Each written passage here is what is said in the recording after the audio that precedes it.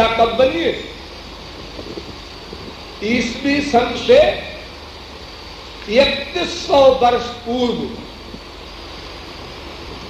जब से आपका सन शुरू होता है, 1980 चल रहा है ना, इससे 3100 वर्ष पूर्व मार्गशीर्ष के महीने में, यानी अगहन के महीने में शुक्ल पक्ष में एकादशी को गीता की रचना हुई और वेद व्यास ने रचना की।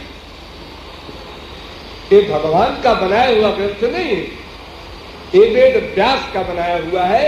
वेद व्यास ने ही वेदांत ग्रंथ बनाया, ब्रह्म सूत्र, वेद व्यास ने 18 पुराण बनाए, महाभारत बनाया, और ये गीता का भी उन्होंने ही प्राकट्य किया। और ये भी आप लोग समझ लीजिए कि वेद व्यास ने जितने ग्रंथ बनाए, उन सब में सबसे पहले गीता को प्रकट किया। उनका पहला ग्रंथ है गीता। आप कहेंगे क्यों? महाभारत में 1,00,000 श्लोक है जो 1080 दिन में बने। सोचिए वेद व्यास की प्रतिभा, 1,00,000 श्लोक की रचना कुल 1080 दिन में, यानी एक दिन में लगभग 100 श्लोक, यानी 5 मिनट में एक श्लोक। सोचिए, उन वेद व्यास ने सबसे पहले गीता की रचना की और इस बात को महाभारत में 4 बार आउट किया गया। गीता ग्रंथ के बारे में जिक्र किया गया महाभारत में 4 बार। इसका मतलब गीता पहले बनी। ब्रह्म सूत्र में भी स्मृति शब्द से गीता का वर्णन किया गया, इसका मतलब वेदांत से भी पहले बनी। पद्म पुराण में प्रत्येक अध्याय का महात्म्य लिखा है, इसका मतलब पुराणों से भी पहले बनी गीता। 12 पुराण में भी गीता का वर्णन। योग वासिष्ठ आप लोग कोई सुने हो, उसमें 27 श्लोक गीता के ही ज्यों के त्यों रखे हुए हैं, इसलिए योग वासिष्ठ से भी पुरानी गीता, यानी सर्वप्रथम गीता का प्राकट्य किया वेद व्यास ने।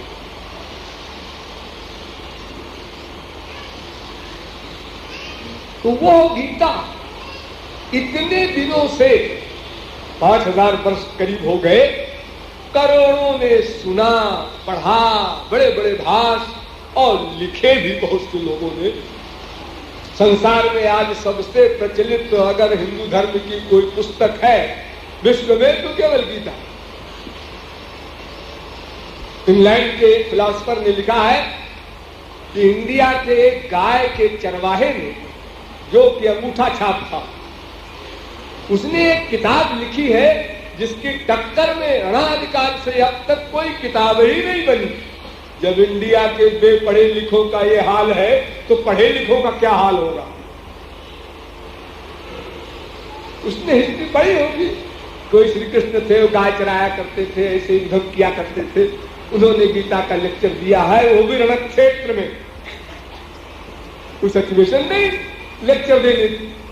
हाँ तो वीर रस है। तो इतने दिन इतने व्यक्ति इतना परिश्रम करके भी, और अगर ईमानदारी से पूछा जाए तो कितने अर्जुन बने? हो सकता है आप लोग अर्जुन के बराबर हो, मैं ये नहीं कहता, लेकिन फिर भी आप लोग सोचिएगा अकेले में कितने अर्जुन बने। और अगर एक जिसने गीता पुस्तक भी नहीं देखी है, भाष्य पढ़ने की कौन कहे, वो भी बोलचाल में कह देता है गीता में लिखा, गीता में लिखा। हमसे कह देते हैं और छोड़ दीजिए आप, महाराज जी गीता में तो ऐसा लिखा है। गीता को आप देखे हैं, जानते हैं, पढ़ा है, कुछ समझा है, कौन कौन भाष्य पढ़ा है, ये हाल है लोग। तो गीता के अधिकारी गिने गिने होते हैं, लेकिन अधिकारी बनने के लिए भी तो कुछ समझना होगा। अधिकारी कैसे बनेगा फिर? इसलिए गीता का प्रवचन आमतौर से हुआ करता है, भाई सुनते रहो, धीरे धीरे धीरे धीरे अधिकारी बनोगे। अस्तु, ये गीता शब्द जो है ये स्त्रीलिंग का वाचक है, गीता।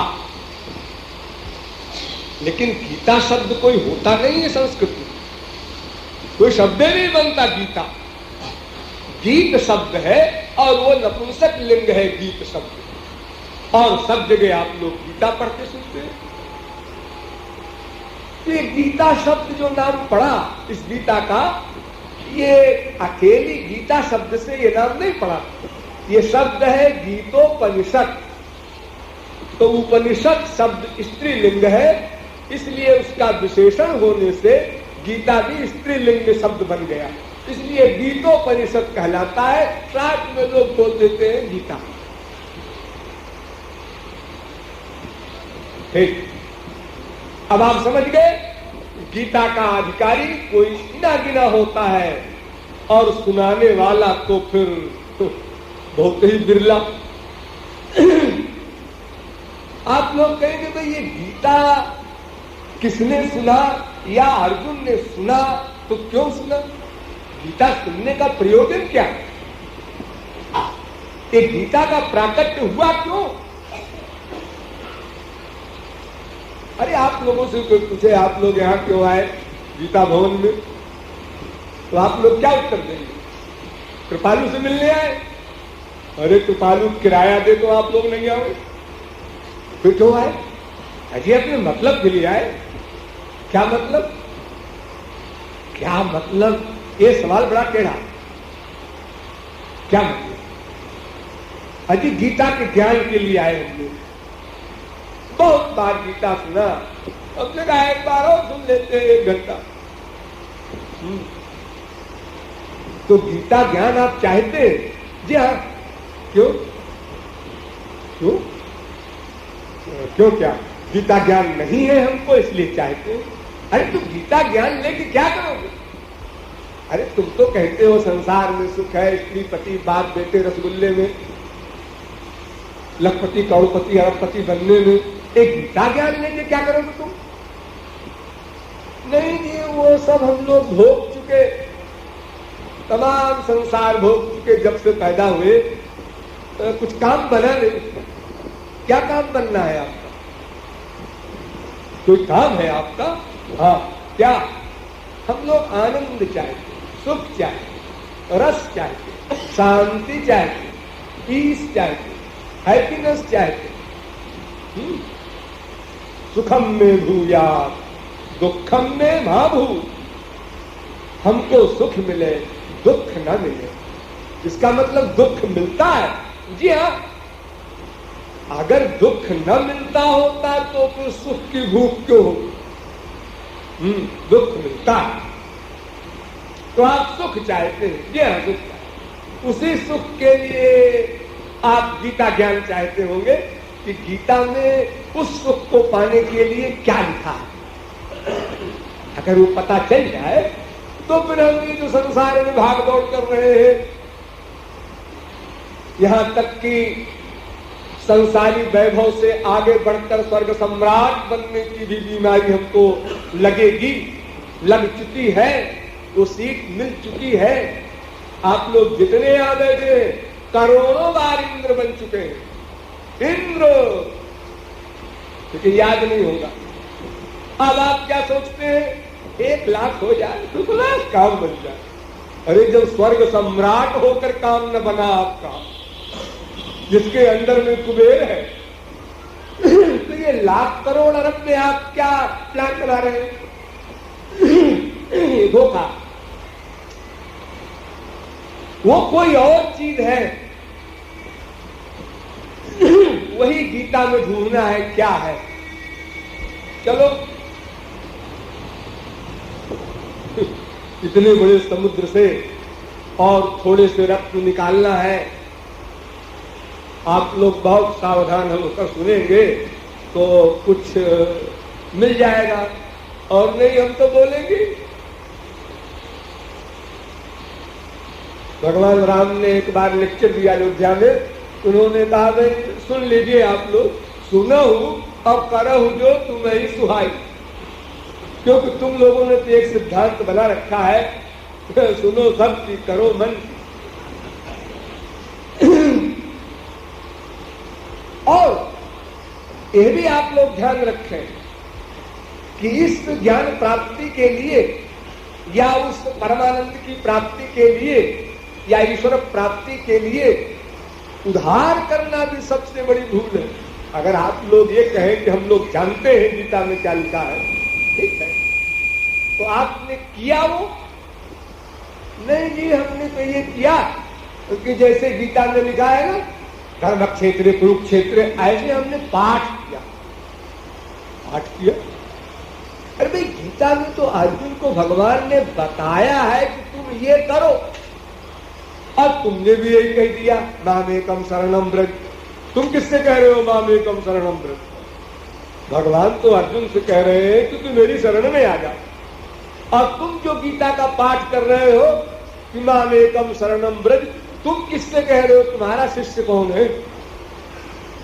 अजी मैं तो शब्दों को पढ़ा करता हूं, मेरे गुरुजी ने बताया तुम पाठ किया करो, गीता को रट लो और उसको बोला करो। प्रैक्टिकल नहीं हुआ, उधार किया। वो ऐसा है महाराज जी कि अभी जरा कुछ जरा गड़बड़ चल रहा है अपने गृहस्थ में, जरा बेटी का ब्याह कर दे, बेटे का ब्याह कर दे, जरा वो भी धंधे से लग जाए, वो भी हो जाए, तो फिर तो बस मैं यही करूंगा। आपको पता है अनंत जन्म बीत चुके हैं आपके, भगवान आपसे सीनियर नहीं है। आप भी अनाज, भगवान भी अनाज, अनंत जन्म बीत चुके। क्यों? इसी उदाहरण न स्व स्व उपासित कोहि पुरुषस्य सो वेद। वेद कह रहे हैं कि स्व स्व मत करो, कल करूंगा, कल करूंगा, ये मत सोचो, कल तुम्हें मिले न मिले। को ही जानात कस्याद्य मृत्यु कालो भविष्यति। महाभारत। कौन जानता है कल हमको मिले न मिले? बड़े बड़े प्लान बनाने वाले इंद्रादिक नहीं रह सके। जहां आप सुनते हैं कि अमृत है, इंद्र के यहां अमृत है, और बिचारी की समाप्ति होती है। 47,20,000 वर्ष का 471 बार 4 बीत जाए तो एक मनवंतर, बस खत्म। 14 मनवंतर बीत जाए तो ब्रह्मा का एक दिन, उतनी बड़ी रात उसे कल्प कहते हैं। उस दिन रात के हिसाब से ब्रह्मा की उम्र 100 वर्ष, खत्म, वो भी खत्म। लेकिन एक छोटी सी बात पहले आपको हम संकेत में बताते हैं कि गीता में अर्जुन को अज्ञान आया, मैं युद्ध नहीं करूंगा, तो भगवान ने ज्ञान करा दिया और युद्ध हुआ। यही तो गीता का मतलब एंड है। हाँ। लेकिन मुझे कुछ डाउट है। हाँ? आपको डाउट? हाँ, अर्जुन को अज्ञान था, ये बात मैं तो नहीं मानता। ऐसा गीता में लिखा होगा, आप लोग मानिए, अच्छा है, अपना विचार है। क्यों अर्जुन कहता है मैं युद्ध नहीं करूंगा? हाँ, ठीक है, अर्जुन ने कहा युद्ध नहीं करूंगा, और क्यों नहीं करूंगा ये भी अर्जुन ने कहा कि इन सबको मारूंगा, स्त्रियां विधवा होंगी और संतान वर्णशंकर होगी, पाप होगा, नरक मिलेगा, ऐसा मैं पाप कर्म नहीं करना चाहता। ठीक, तो ये अज्ञान आया। हाँ, आया। लेकिन एक बात बताओ, अभी आप बैठ जाइए, एक बात बताओ कि ये महाभारत के पहले आप लोगों ने सुना होगा दुर्योधन और अर्जुन दोनों द्वारिका गए थे श्री कृष्ण से हेल्प मांगने के लिए। ध्यान दीजिए, दुर्योधन सिरहाने बैठ गया पलंग के, ठाकुर जी सोने की एक्टिंग कर रहे थे, और अर्जुन पैर की तरफ बैठ गया, और श्री कृष्ण ने हाथ बंद कर रखा था एक्टिंग में। जब श्री कृष्ण ने हाथ खोला तो आंख सामने खुली, अर्जुन दिखाई पड़ा। तो श्री कृष्ण ने कहा, अर्जुन तुम कब आए? कैसे आए? क्या काम है बताओ? अरे तुम्हारा सखा हूं। दुर्योधन पीछे से बोला, श्री कृष्ण जी मैं पहले आया हूं। ओ आप भी आए? अब श्री कृष्ण धर्म संकट में पड़ गए कि अगर मान लो दोनों एक ही चीज मांगने आए हो, तो हमने देखा पहले अर्जुन को, पूछा पहले अर्जुन से, और आया है पहले दुर्योधन, अब क्या करें? उन्होंने कहा अच्छा भाई तुम दोनों एक ही प्रयोजन से आए हो, हमारी हेल्प लेने आए हो महाभारत में। दोनों ने कहा जी हाँ उसी के लिए आए। तो श्री कृष्ण ने कहा भाई देखो, एक तरफ तो मेरी 18 अक्षौहिणी सेना रहेगी, हथियार सहित। सेना इतनी बड़ी और हथियार सहित, और एक तरफ मैं अकेला रहूंगा बिना हथियार के। तो आप दोनों चुन लीजिए, अगर दोनों एक ही चीज चाहोगे तो फिर मैं आगे फैसला और कुछ दूंगा, और अगर दोनों अलग अलग चीज मांग रहे हो तो फैसला हो गया। तो अर्जुन ने पहले कहा मुझे आपका जजमेंट स्वीकार, मैं आपको चाहता हूं शस्त्र रहित श्री कृष्ण को। दुर्योधन ने कहा कि बस दूसरी चीज मैं चाहता हूं। फैसला हो गया, झगड़े की कोई बात ही नहीं। ठीक है, तुमको फौज मिलेगी हथियार से, और अर्जुन तुमको मैं मिलूंगा बिना हथियार।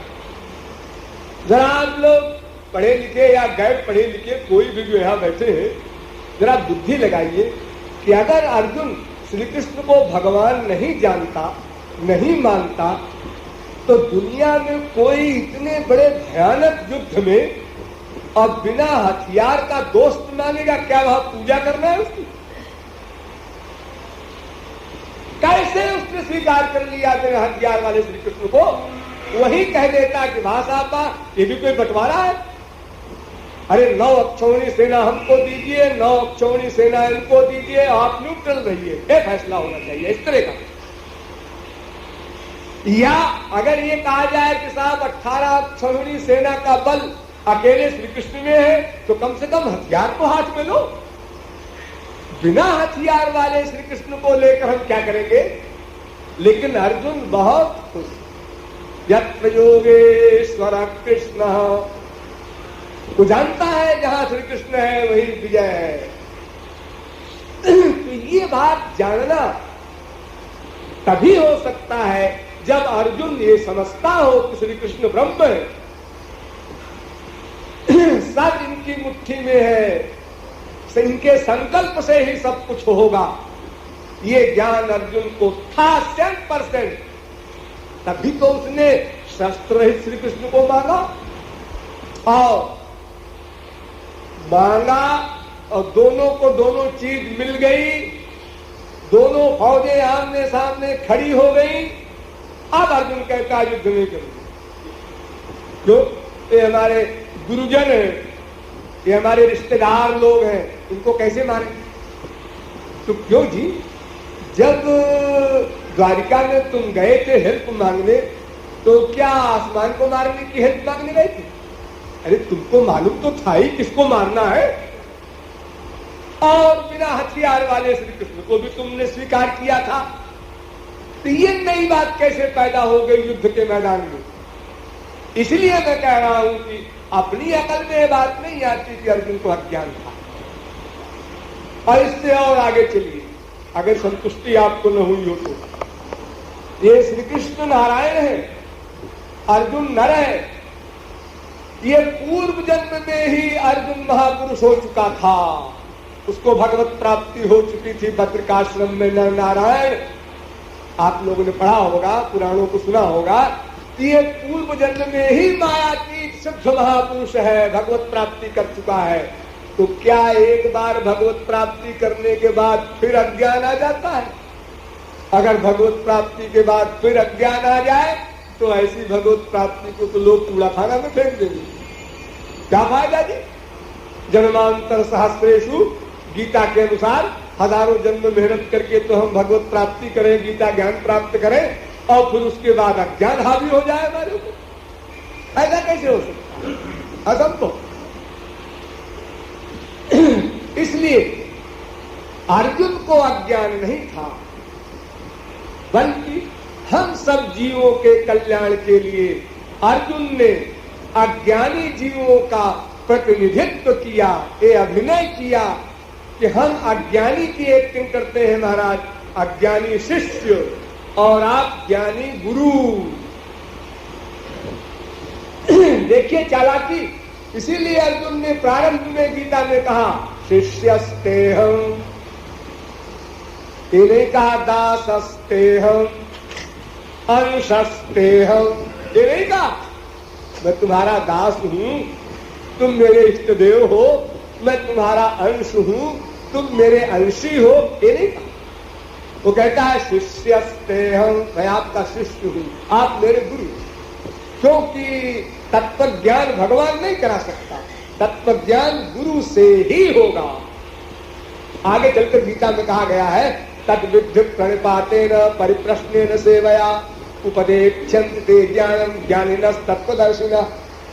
किसी वास्तविक महापुरुष की शरण में जाओ, प्लस सेवा करो, प्लस जिज्ञासु भाव से तत्व ज्ञान प्राप्त करो, तब ज्ञान होगा। कई शर्तें हैं उसमें। भगवान ज्ञान नहीं देगा, गुरु ज्ञान देगा। इसलिए अर्जुन पहले ही बोल देता है शिष्यस्तेहम्। अब बोलो, अब भगवान बहाना नहीं कर सकते गुरु के पास जाओ मेरा ज्ञान प्राप्त करना है तो। अर्जुन कहता मैं तो शिष्य हूं आपका, अब मैं कहा जाऊं, आप मेरे गुरु। बस ठीक। गीता शुरू हो गई। जीव क्या है, ब्रह्म क्या है, माया क्या है, पहले 3 तत्वों का निरूपण हुआ कई अध्याय में। जीव क्या है, भगवान ने बड़े स्पष्ट शब्दों में लिख दिया ममैवांशो जीवलोके जीवभूतः सनातनः। बिल्कुल हिंदी जानने वाले समझ लेंगे। ममैवांशो, ये मेरा ही अंश है। और ये अंश कब बना तुम्हारा, तुमसे कब निकला, कब हुआ बने? सनातन, ये सनातन अंश है, कभी निकला ऐसा नहीं।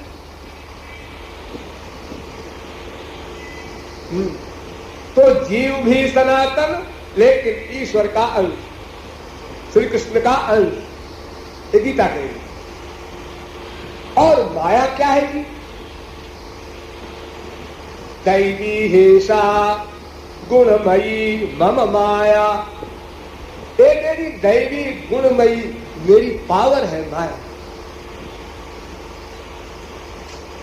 तो 3 तत्व गीता ने बताए, एक ब्रह्म, एक जीव, एक माया। उस एक के 2 और हैं जो उनकी शक्ति है, माया और जीव। तो 3 बन गए, क्योंकि हमको तो अभी उस एक को प्राप्त करना है ना, इसलिए हम जीव हुए और उसको प्राप्त करना है, वो ब्रह्म हुआ। और इससे छुटकारा पाना है, ये माया। छुटकारा, ध्यान दीजिए, माया को मार नहीं सकते हम लोग या कोई महात्मा संत कोई भी, छुटकारा पाना है बस। जैसे कोई बेड़ी होती है, बेड़ी, आप लोग कभी जेल गए हो तो अरे वैसे भी जाते हैं लोग दोस्तों से मिलने, तो एक बेड़ी तमाम कैदियों के लगाई जाती है। आज इस कैदी का समय पूरा हो गया, 6 महीना, बेड़ी खोल दिया, जाओ छुट्टी, तो चला गया। लेकिन बेड़ी है वो दूसरे कैदी को लगेगी, उसकी भी छुट्टी हो गई साल भर में, तुम भी जाओ, लेकिन बेड़ी है। तो माया शक्ति को कोई नष्ट नहीं कर सकता, खाली माया से छुटकारा पालेगा, अपनी छुट्टी पालेगा बस। और क्या करना है किसी को, भाई हम छुट्टी पाए, जान बची लाखों पाए। अब ये पता लगाना है कि उस भगवान को पाने के लिए जीव क्या करे, इस विषय में गीता क्या कहती है। तो गीता में अनेक बातें कही गई, वेदांत, न्याय, सांख्य, मीमांसा, पातंजलि, वैशेषिक 6 शास्त्रों का निरूपण किया गया। हाकिम घबरा गया, दुर्गा महाराज ये सब लंबा चौड़ा लेक्चर पहले समझाया कर्म, फिर समझाया ज्ञान, तो कर्म को बता दिया गुह्य। एक गुप्त बता रहा हूं बात, गुप्त बात, प्राइवेट बात। क्या प्राइवेट बात? कर्म करो, कर्म करो। बहुत ध्यान से सुनिए, मैं बिल्कुल संक्षेप में बोलूंगा। तो अर्जुन कहता है कर्म करूं। क्या कर्म करूं? यही जो तेरा कर्म है वो कर। स्वे स्वे कर्मण्यभिरतः संसिद्धिं लभते नरा। अपना अपना कर्म करो। ब्राह्मण अपना करे, क्षत्रिय अपना करे, वैश्य अपना करे, शूद्र अपना करे, ब्रह्मचारी अपना करे, गृहस्थी अपना करे, वानप्रस्थी अपना करे, सन्यासी अपना करे, जैसा वेद में कहा गया। इससे क्या मिलेगा? कितना बढ़िया क्वेश्चन अर्जुन का। इससे क्या मिलेगा? अगर मान लो थोड़ी देर के लिए तो मैं आपकी बात मान लू गुरु जी, तो इससे क्या मिलेगा? क्योंकि फल के अनुसार ही तो शिष्य को इच्छा होगी करने की।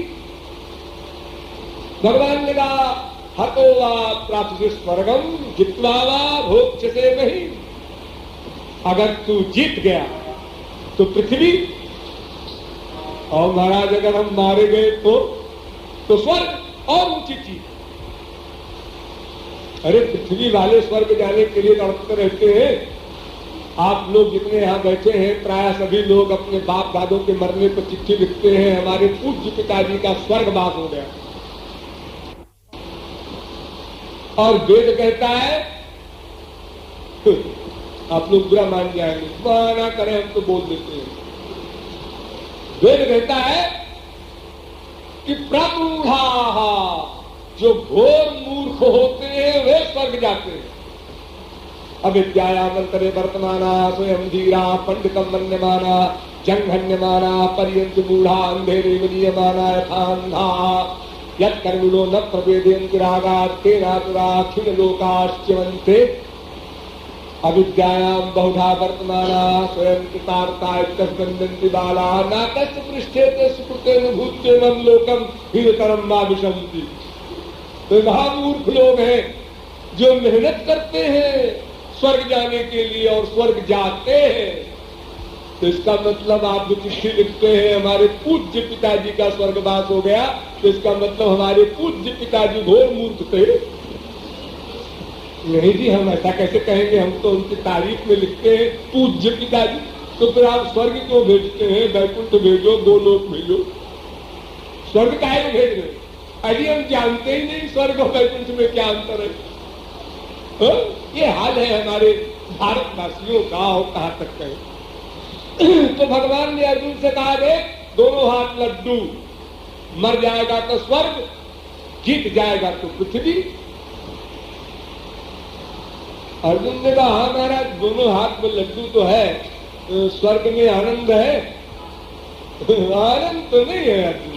तेतम भुक्ता स्वर्गलोकम विशालम क्षीणे पुण्य मर्तलोकम विशंति। आनंद तो नहीं है। स्वर्ग के बाद फिर कुत्ते बिल्ली गधे की योनियों में जाना पड़ सकता है।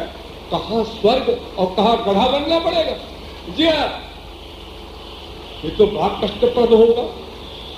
कोई आदमी अरबपति हो उसके बाद भिखारी बन जाए, एकदम डाउन होने में बड़ा कष्ट होता है। धीरे धीरे डाउन हो तो कोई बात नहीं, सह लेगा। कहां तो स्वर्ग। तो महाराज फिर तो ये मुबारक हो आप को, स्वर्ग और पृथ्वी। पृथ्वी को तो हम जानते हैं महाराज यहाँ सुख नहीं है, और स्वर्ग में आप बता रहे हैं कि सुख नहीं है, और आप कहते हैं कर्म करो। एक सूफी संत हुए हैं लतीफ, उन्होंने लिखा है अवगुण रुस्से रुमका पीरी दुनी रूठा में।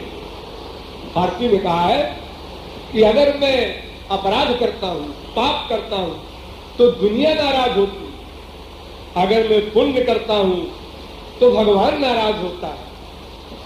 अजीब मुसीबत है मेरे ऊपर। अच्छा काम करूं तो भगवान नाराज, बांध दिया उसने, जेल। बुरा काम किया, जेल। अच्छा काम किया तो जेल A क्लास का स्वर्ग, बुरा काम किया तो जेल C क्लास का नरक। अच्छा बुरा कंबाइंड मिक्सचर किया तो जेल B क्लास का मृत्युलोक। पुण्य न पुण्यलोकम ने पाप न पाप मुभाभ्याम मनुष्यलोकम, वेद कहता। तो भगवान ने कहा चेला होशियार है, तो बेवकूफ शिष्य नहीं है, समझदार है। तो भगवान ने कहा अर्जुन तू ऐसा कर, क्या? स्वकर्मणा तमभ्यर्च्य सिद्धिं विन्दति मानवः, यत् करोषि यदश्नासि यद्जुहोषि ददासि यत् तपस्यसि कौन्तेय तत्कुरुष्व मदर्पणम्। तू मन मुझ में लगा दे और कर्म कर। मन मुझ में लगा दे, मय्येव मन आधत्स्व मयि बुद्धि निवेश। अर्जुन ने कहा मन इनमें लगा दे, चलो लगा दे।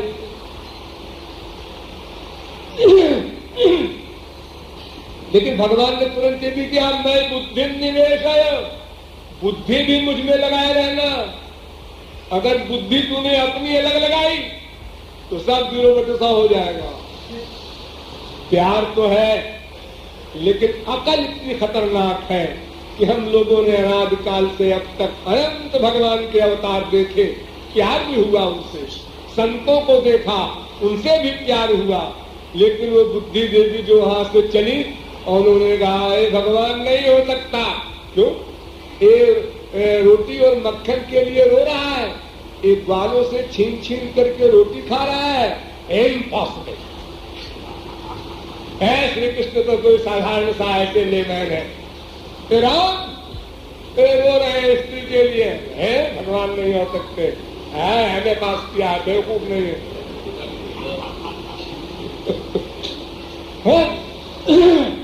तो ये बुद्धि देवी को भी देना होगा। भगवान इशारा करते हैं, मय्ये मन आधत्स्व मयि बुद्धि निवेश।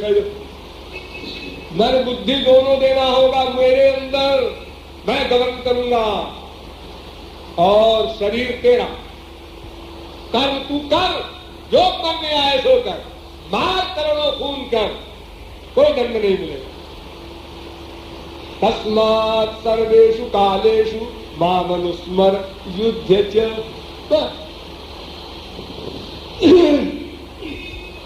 आगे चलकर ज्ञान मार्ग बताया, तो ज्ञान मार्ग भी यही बता दिया कि देख अर्जुन, ज्ञानी को भी अपनी मन बुद्धि को मुझ में ही रखना पड़ेगा। ज्ञान योगेन चाप्यन्ये यजन्तो मामुपासते। ज्ञानी को भी मेरी ही भक्ति करनी पड़ेगी, बिना मेरी भक्ति के कोई भी ब्रह्म ज्ञान नहीं प्राप्त कर सकता। ध्यान दीजिए इस पॉइंट पर। जानने से प्रेम होता है ना। आपको कोई अंगूठी पड़ी मिल जाए और एक आदमी सुनार ने बता दिया 100 रुपए की है, तो 100 रुपए का प्यार हो गया। एक जौहरी कोई बड़ा काबिल था, उसने कहा 1 लाख की है, हाँ, और प्यार बढ़ गया। एक और बड़ा जोहरी मिला, उसने कहा 10 लाख की है, हाँ, अंगूठी नहीं है, प्यार बढ़ता जा रहा। तो भगवान को जब पूरा पूरा कोई जान लेगा तो फिर प्रेम करना नहीं पड़ेगा, प्रेम हो जाएगा। जाना जितनी लिमिट में, प्यार हुआ उतनी लिमिट में। अगर आप लोग कहते हैं कि भगवान से मेरा प्यार बहुत कम है, तो आपने भगवान को माना बहुत कम है। क्यों? क्योंकि भगवान को जाना बहुत कम है। क्यों? क्योंकि संसार में सुख है, आपने ये जाना है, इसलिए संसार में सुख है, आपने ये माना है, इसलिए संसार में प्यार है। ये जाना माना प्यार तीनों एक साथ होता है। इसीलिए गीता कहती है, ध्यान दीजिए, कितना इंपॉर्टेंट श्लोक है। सर्वविद भजति माम सर्वभावेन भारत। सर्वविद, सर्वज्ञ, बड़ा बड़ा शब्द रख दिया। अरे ज्ञ काफी था। सर्वविद जो हो जाता है पूर्ण ज्ञानी, फिर वो मेरी भक्ति करता है। और सर्वभावे न, इस सर्वभाव का भाष्य किया शंकराचार्य के अनुयायी मधुसूदन सरस्वती ने कि 5 भाव जो होते हैं, शांत भाव, दास्य भाव, सख्य भाव, वात्सल्य भाव, माधुर्य भाव, इस प्रेम भाव से परिपूर्ण होकर मेरी भक्ति करता है।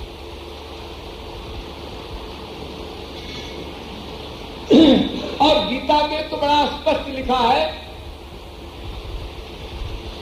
एक प्रारंभ, एक मध्य, एक अंत, तीनों को देखो।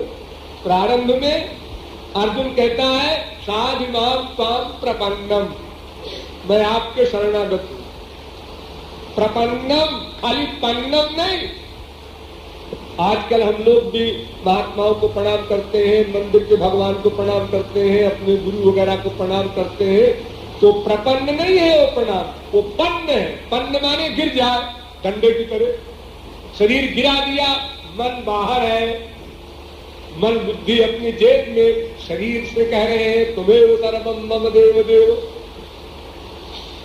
ये एक्टिंग वाला प्रणाम। तो अगर प्यार होने की बात आई तो इसका मतलब ज्ञान हुआ।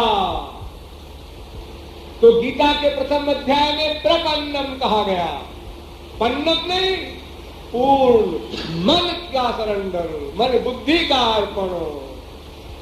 और फिर मध्य में चलो 9वें अध्याय में, गतिर्भर्ता प्रभु साक्षी निवासा शरणम सुहृद, फिर आया शरणागति।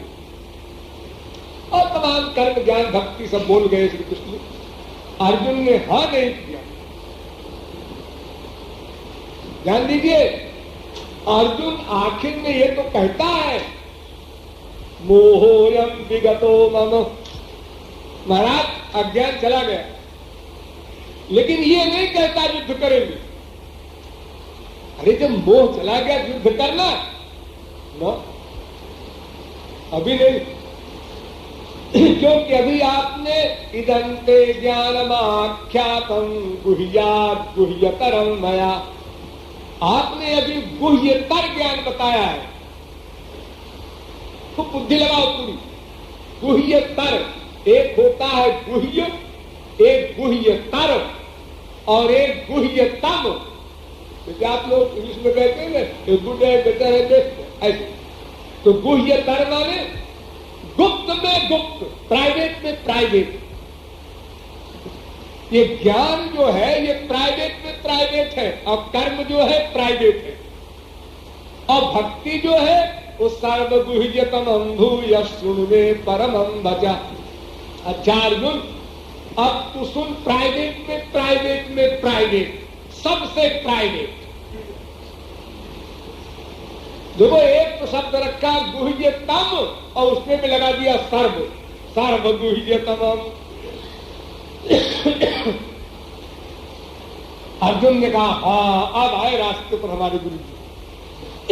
असली हाथ छुपाए रहते हैं गुरु लोग, कभी चेला चैलेंज कर देखो।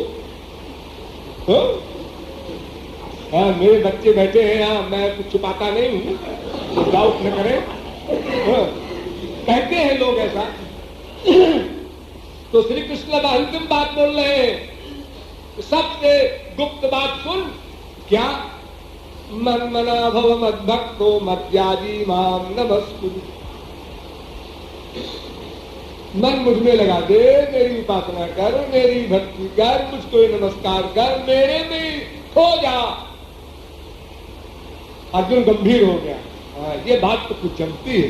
ये तो कह रहे थे कि तमेव शरणं गच्छो सर्वभावेन भारत।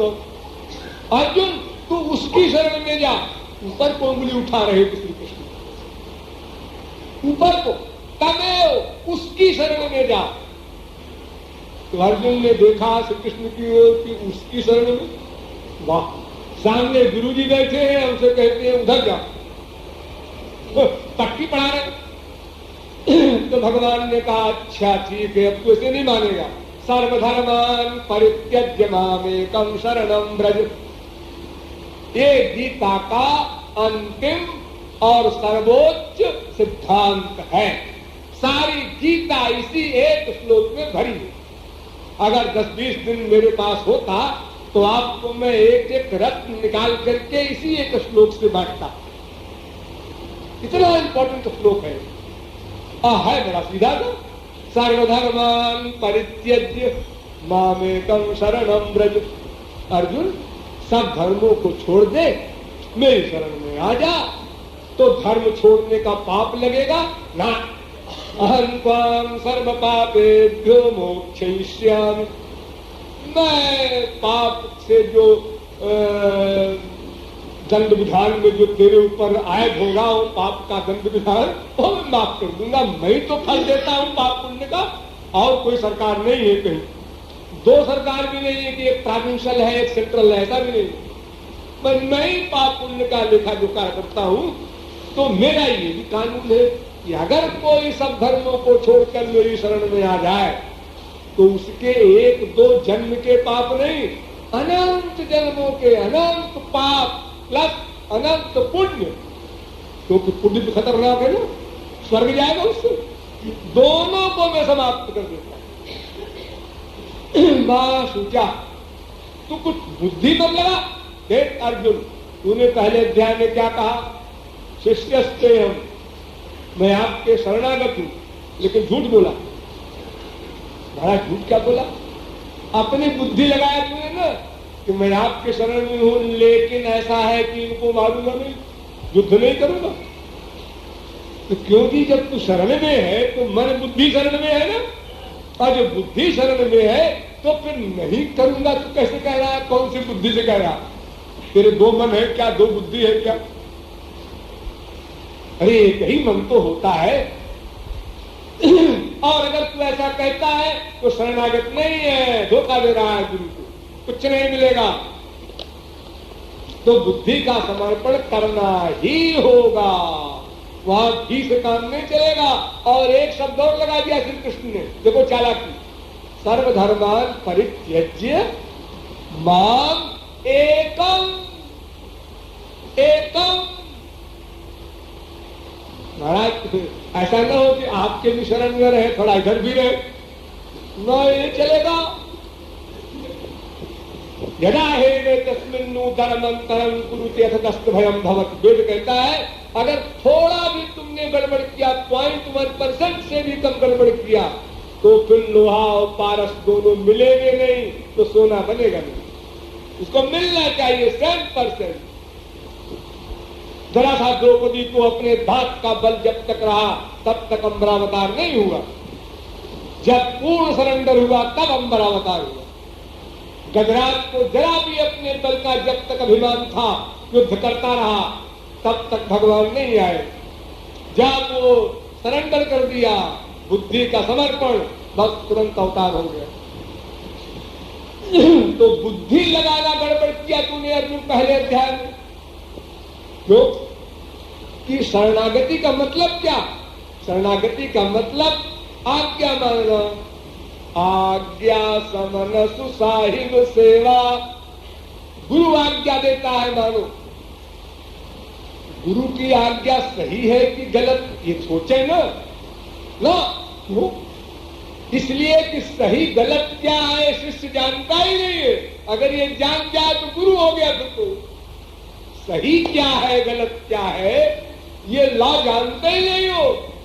इंडिया का इतना बड़ा एडवोकेट है, लेकिन रशिया के कानून नहीं जानता हो, इंडिया का जानता है।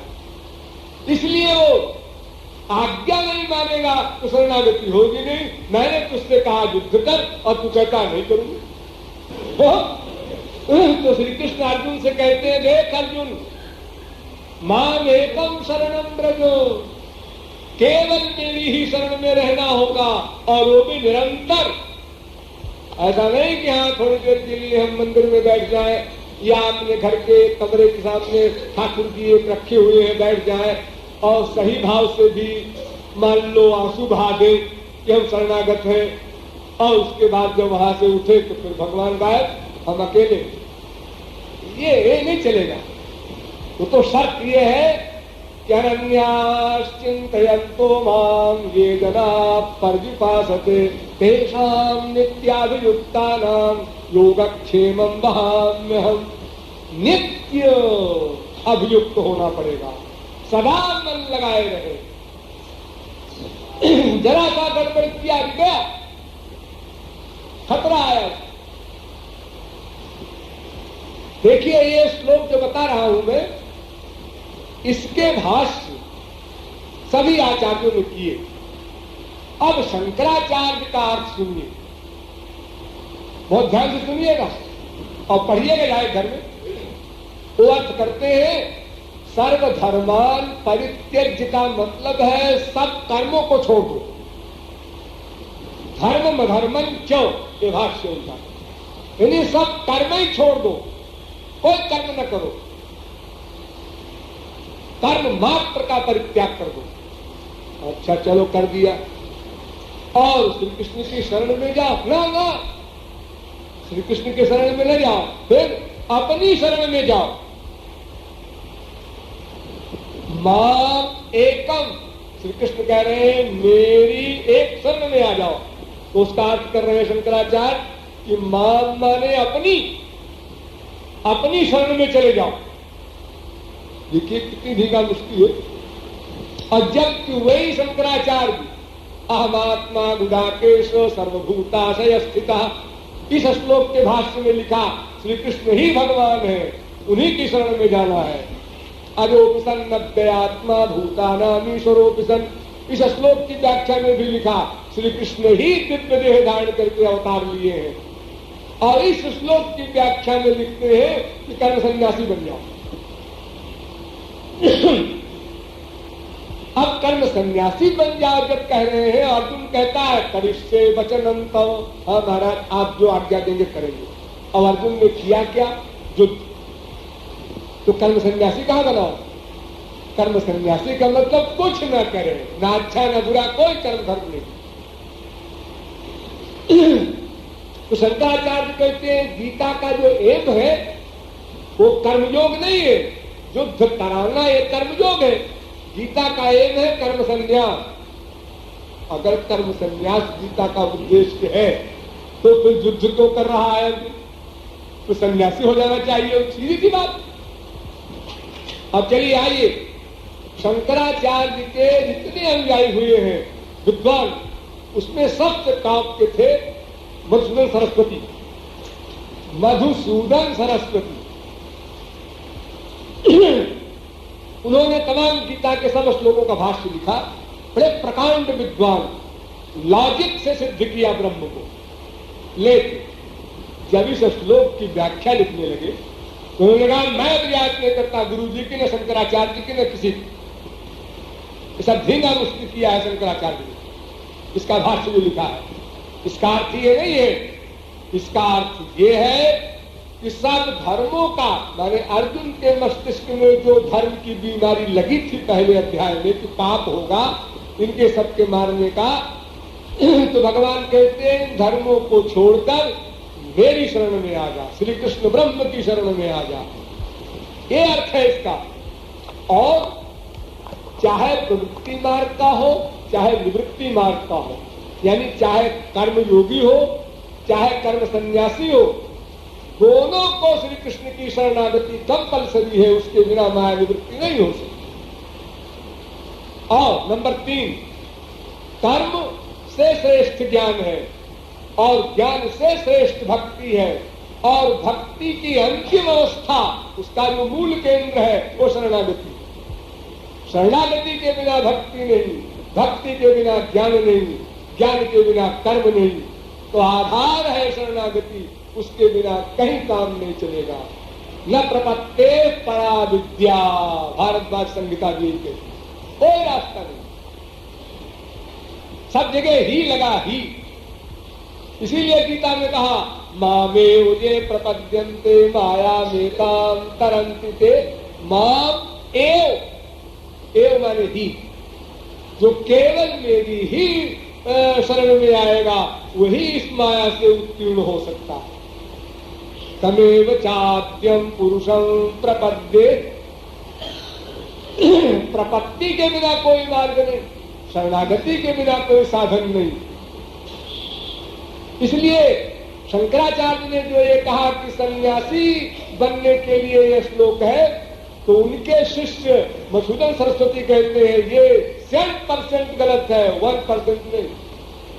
गीता का तो अभिप्राय है केवल कर्मयोग, और वही अर्जुन ने किया। दुनिया जानती है युद्ध किया उसने, सन्यासी नहीं बनाओ। और सन्यासी भी कोई हो जाएगा तो भी श्री कृष्ण शरणागति के बिना उसको न मोक्ष होगा न ज्ञान होगा। ये स्वयं शंकराचार्य भी 50 चीजें कह चुके हैं। इन्हीं शंकराचार्य के अनुयायी एक और भी है, आजकल हुए हैं जो लोकमान्य तिलक, उनकी भी टीका होता तो बहुत लोगों ने पढ़ी होगी। वो शंकराचार्य के अनुयायी, लेकिन उन्होंने भी यही सिद्ध किया कि नहीं नहीं, ये संन्यास परक नहीं है, और गीता का एम संन्यास नहीं है, कर्मयोग है, और सर्व साकार श्री कृष्ण में ही शरणागति स्वीकार करनी है। यही सिद्धांत है गीता काल के। तो इस प्रकार सारे भाष्यकारों ने यहीं पर आकर उपसंहार किया कि शरणागत होना होगा। और मोटी अकल में भी आप लोग समझ लीजिए, संसार में कोई चीज आपको पाना है किसी से तो कैसे पाएंगे? या तो दान दे दो, ले लो, और या तो रिवाल्वर दिखा करके रख दो, और या तो दादू जी 2 पैसा मांगो। अब भगवान सर्वशक्तिमान है, दिव्य है, दाम क्या दोगे? तुम्हारे पास सब सामान प्राकृत माइक, तो क्या दे करके और दिव्य आनंद लोगे? कोई मूल्य नहीं तुम्हारे पास। भगवान को जबरदस्ती बांध करके डकैती से ले लो, जी वो दिखाई नहीं पड़ेगा, डकैती क्या करोगे? तो तीसरा मार्ग रह गया वो गिड़गिड़ा कर रोने का, मांगने का। जैसे भोला बच्चा अबोध बालक माँ को भी नहीं पहचानता, लेकिन भूख लगने पर रो देता है उतान लेटा हुआ बिना ज्ञान के। और माँ कुछ भी करती हो, उसके कान में भनक पड़ी, सब काम छोड़कर आती है और दूध पिलाती है। उसी भोले बालक की अवस्था में एक बार फिर जाना होगा, तब कंप्लीट सरेंडर कहलाएगा। और जैसे माँ उस नवजात शिशु की क्षण क्षण की देखभाल करती है, ऐसे भगवान योगक्षेमम वहाम्यहम्, उसके योगक्षेम को वहन करेंगे। और जब लड़का बड़ा होने लगा तो माँ ने योगक्षेम वहन करना कम कर दिया, तो आप थोड़ी शरणागति रखते हैं भगवान के प्रति, तो वो भी थोड़ा ध्यान रखते हैं आपका। यदि आप एक दिन में कहते हैं तमेव शरणम मम, भगवान बेटे भी बेटे जाएंगे, हम बहरे हैं, वो सुनाई नहीं पड़ता। इसलिए गीता का प्रारंभ, गीता का मध्य, गीता का एंड सब श्री कृष्ण शरणागति पर ही निर्भर है। इसलिए अगर किसी को गीता का ज्ञान प्राप्त करना है तो किताबों में न जाओ, पंडितों विद्वानों महात्माओं के पास न जाओ, कमरे में बैठकर या कहीं एकांत में बैठकर वो गीता वाले श्री कृष्ण को अपने सामने मन के द्वारा ध्यान में बनाकर और उनके आगे आंसू बहाकर रो, अबोध बालक की भांति शुद्ध हृदय से, और उनसे रोकर कहो महाराज मुझे जो कुछ देना आवश्यक समझो दो, मैं ज्ञान भी नहीं मांगता, मैं कुछ नहीं जानता क्या चाहिए मुझको, एक डिसीजन भी आप इनके ऊपर छोड़ते हैं, जो मेरे लिए आवश्यक हो आप दो। जब इस प्रकार रोकर आप श्री कृष्ण के आगे आंसू बहाएंगे तो अंतःकरण की शुद्धि होगी। इसी प्रकार होते होते जब अंतःकरण शुद्ध हो जाएगा तब वो किसी महापुरुष को भेज देंगे, मिला देंगे आपसे, तब वो महापुरुष आपको दिव्य प्रेम दान करेगा, तब आप अपने परम चरम लक्ष्य परमानंद को प्राप्त करेंगे। और इसी आधार पर यही अर्जुन गीता ज्ञानी अर्जुनी नाम की गोपी बनकर महाराष्ट्र में भी गया और उस परमानंद को जो भागवत का रस है उसको प्राप्त किया। समय नहीं है, सरस विषय हम सुना नहीं सकते हैं क्योंकि गीता के प्रवचन की आज्ञा हुई है, और फिर जब कभी अवसर आएगा तो फिर भागवत आदि सरस विषयों का उल्लेख आपके सामने किया जाएगा। आज का उपसंहार यही पर। बोलिए वृंदावन बिहारी लाल।